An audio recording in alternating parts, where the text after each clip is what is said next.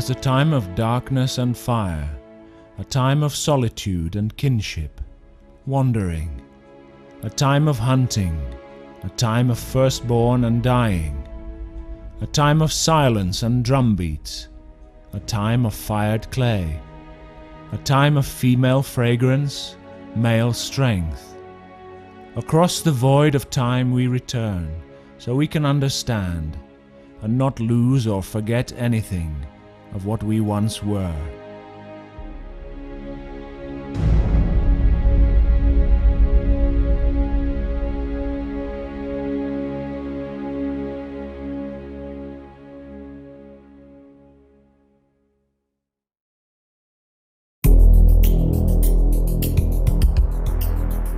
Even into the 1950s, the notion prevailed that modern man had originated in Europe.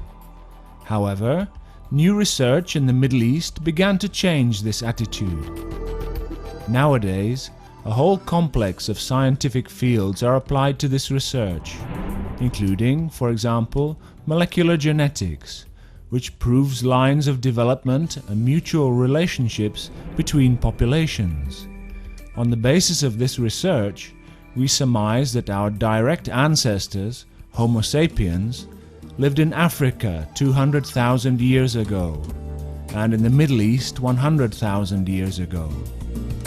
Another significant advance is the discovery that Neanderthal DNA is generally different from that of modern-type humans, and yet both forms apparently mixed.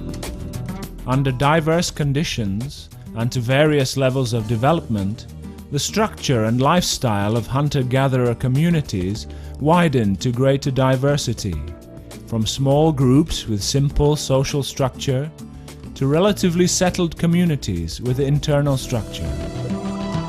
In terms of archaeological records, the ancient Moravian culture, known as Pavlovian, after the village of Pavlov and the Pavlov hills which rise above it, is the nearest to the oldest known first communities of this type. Its emergence dates back to a period more than 30,000 years ago, and its demise was about 22,000 years ago.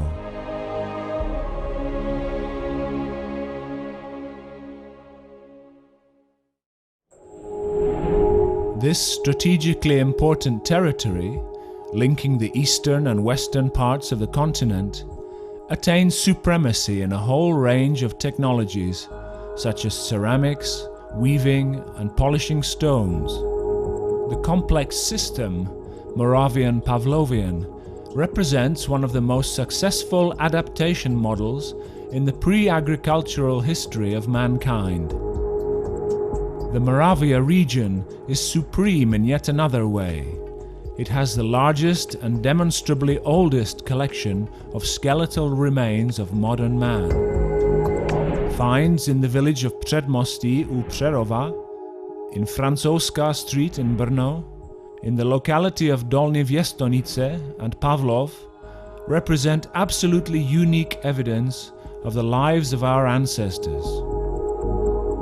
For example, the partly burned skeleton of a child found in Dolní Věstonice may be proof of burial by fire, which would be unique in European Paleolithic communities and would only be paralleled by communities in Australia. From these finds, Professor Karel Absalon, an exceptional character in Czech research, created in the Moravian Museum an anthropological collection of remains of mammoth hunters which in the 1920s and 1930s was unequaled anywhere in the world. Sadly, this was lost in a fire in Mikulov Chateau in 1945.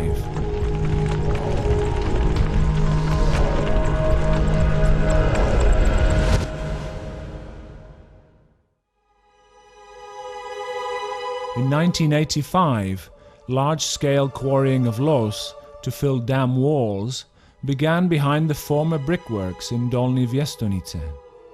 A year later, part of a human skull was discovered, and later another piece was found. But the main discovery was yet to come.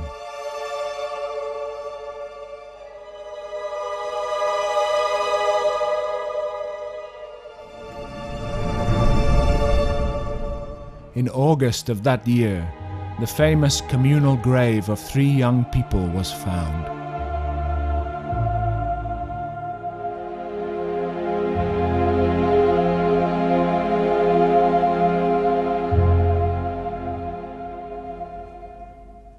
Long-term research into the Pavlovian sites also enables the methodology of archaeological work to develop. The ground plan of the dwellings was gradually discovered, with hearths, mammoth bone deposits, animal remains, various tools, decorative and artistic items, ceramics, and in 1996, the first imprint of textile preserved in lumps of clay. The result is a complex record of a successful Paleolithic community, including activities, technology, or implied social, symbolic, and ritual structure. According to the latest studies, climatic conditions in the Pavlovian period changed quickly, in cyclical phases of about 2,000 years. It is supposed that, at the time of the settlement, the landscape was forested, as proven by analysis of pollen and carbon. Tree pollen usually exceeds 50% of the total pollen spectrum, mostly coniferous, but also pollen from beech, oak, and even yew trees is evident. The landscape was also ideal for large herds of animals, with plenty of grazing vegetation. It would not be too far from the truth to imagine the Moravian valleys as a cold version of today's African Serengeti. A relatively favorable climate prevailed, and the landscape was more wooded. A cold glacial maximum was evident at the very end of this period, and this came quite suddenly.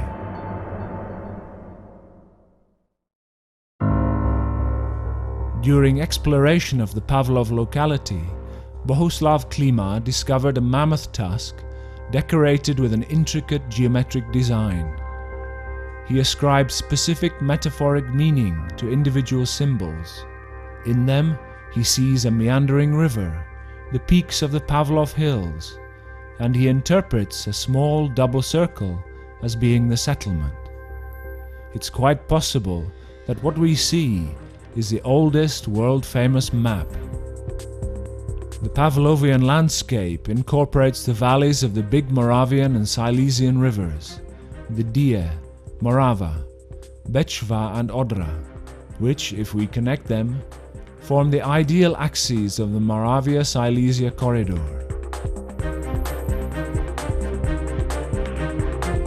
The hunters' settlements, surprisingly large for their time, are located about 80 to 120 kilometers apart in this corridor.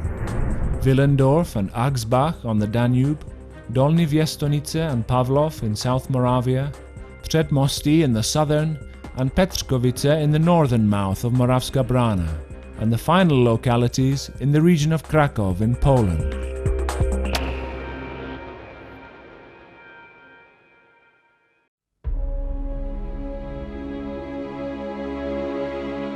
The hunters of that time had to make camp in some places. Archaeologists presume that they used 4 basic types of construction. This type with a wooden structure like a yurt, covered with skins and possibly combined with clay daub. This is another specific type, the perimeter of which was weighted with mammoth bones to stabilize the dwelling against storms. These constructions were particularly suitable in steppe regions. The third type was defined by excavating a circular or oval ground plan with 1 or more hearths. The last type consisted only of a fireplace on open ground, usually without any defined perimeter.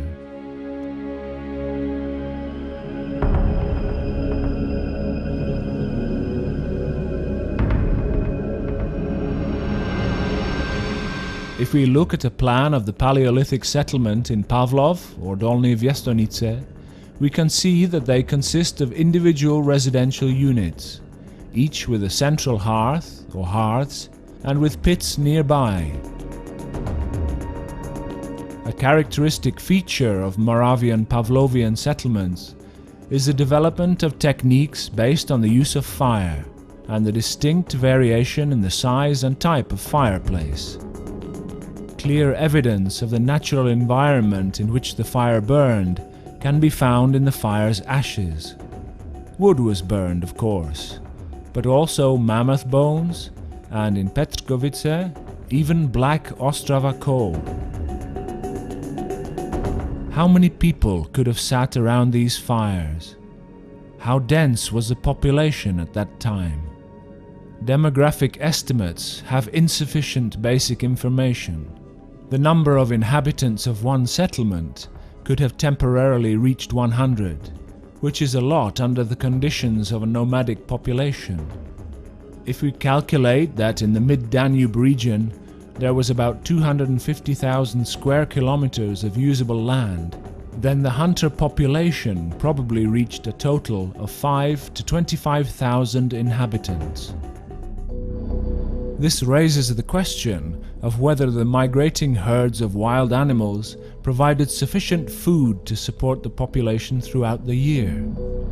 Complete dependence on migrating herds of game would bring the danger of starvation if no herd appeared, and would have forced the hunting population to be more mobile. Apart from relying on herds of game, there would certainly be an effort to hunt animals which were available all year round. It is presumed that the food source consisted mainly of hares, foxes, wolves, reindeer, various birds, with plants probably making up the diet. It is also possible that the Pavlovian hunters knew how to store meat, but one animal was above all: the mammoth. The source of huge quantities of raw materials. The interest of the people of that time in these imposing animals is undoubted. The question, however, remains whether these mammoth hunters actually hunted the animals, or merely scavenged from the remains of animals which had died. What do the piles of mammoth bones tell us? Was it a natural graveyard, or the remains of a carefully planned hunt? We can also only speculate about how the hunt would be carried out. Indirect evidence points to the use of specific terrain morphology, creating natural traps, which could be more effective than digging pits. If, however, we assume that any Pleistocene community was capable of hunting mammoth, then it was certainly the Pavlovians.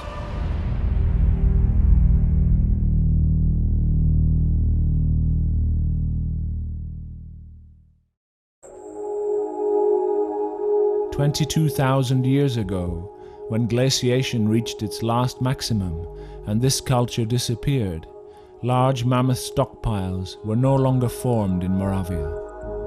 The hunter lost his important source of bone material, fuel, meat, and especially fat. The gradual extinction of the mammoth was influenced by the disappearance of wooded landscape and also the persistent snow coverage. The most typical hunting weapon of that time is a large collection of projectiles made from sharpened mammoth tusks or reindeer antlers, with typical circular cross-section. There is also the opinion that bows were used. The Pavlovian hunters virtually ignored the local source of Moravian chert and quartzite. If they couldn't gather them as pebbles from the river gravels right under their settlement, they imported good quality, multicolored flint from a distance of 100 to 200 kilometers to the north.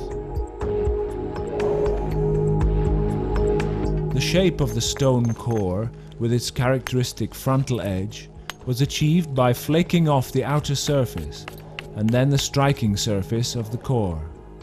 During separation of the blades, the products generally became smaller, while the striking surface would need to be worked more and more.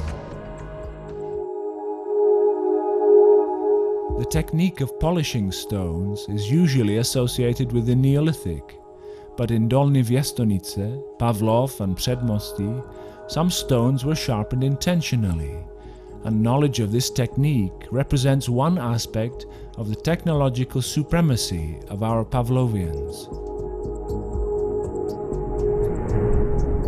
Another worldwide first can again be found in Dolní Věstonice and Pavlov. It is the discovery of the oldest modelled figures and lumps of fired clay. Whether fired intentionally or by chance, these lumps show that clay served a whole range of purposes: practical, aesthetic, and also ritual.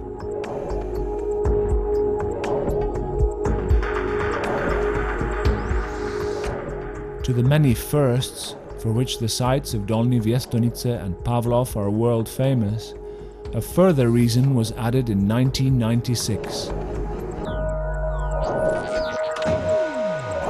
The first evidence of woven plant fiber, i.e. textile. On imprints from Pavlov, research discovered several types of binding, the imprint of cord, knots and netting, proving that knowledge of this technology is several thousand years older than was previously thought. Despite the fact that the oldest discovery of plant fiber has since been announced in Georgia, the imprints of certain textile structure in Pavlov are the oldest of their kind on a world scale.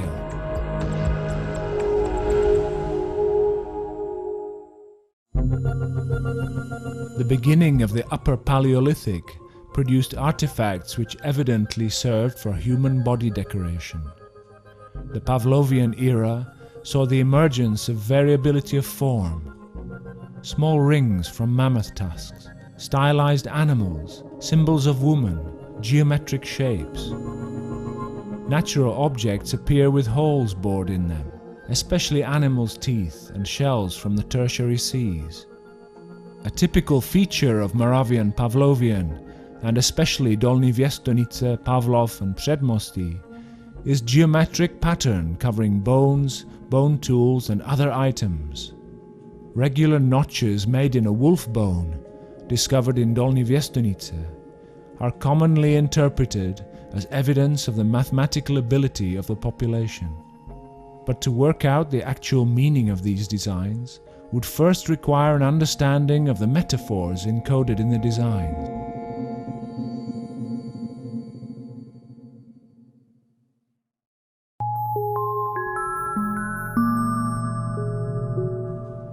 From the meanders where the waters hardly stir, the moon emerged and sailed above the rooftops. Above the velvety night, the village sleeps. A white veil of dust sleeps on the road. The well fell asleep with moss in its armpits, and a star was drowned in the pond. Venus came out of the clay on tiptoe.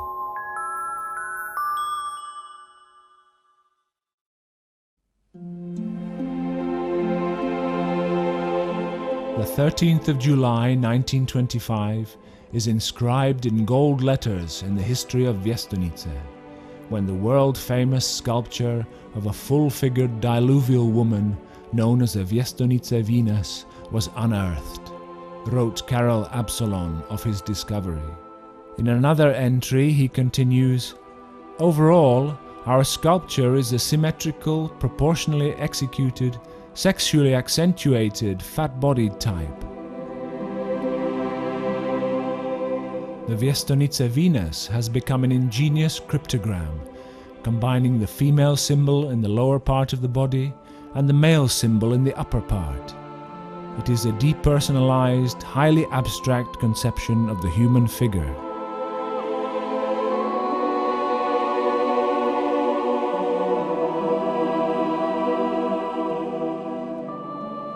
Looking at the Věstonice Venus, we wonder what role such figures and other artifacts played in the rituals of the community. In Moravia, practically all evidence of rituals, whether torsos of ceramic figures or human burials, were concentrated in the central part of the settlement. In Dolní Věstonice and Pavlov, they are even concentrated within certain structures. It also indicates the communal function of a ritual which was carried out in a place of everyday life. Ritual significance may even be attached to color, the most common in the region being the red, ochre and yellow derived from iron ore.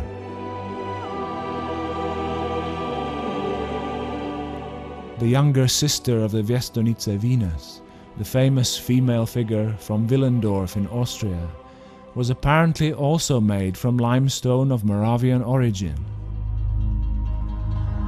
In many cases, burial sites and the way people were laid into them are a kind of history book. Sometimes it seems that the position and gesture of the body, artifacts found in immediate proximity, and certain wounds, if evident on the bones, can have symbolic meaning. The deceased were laid to rest in various ways, on their sides, on their backs, or face down.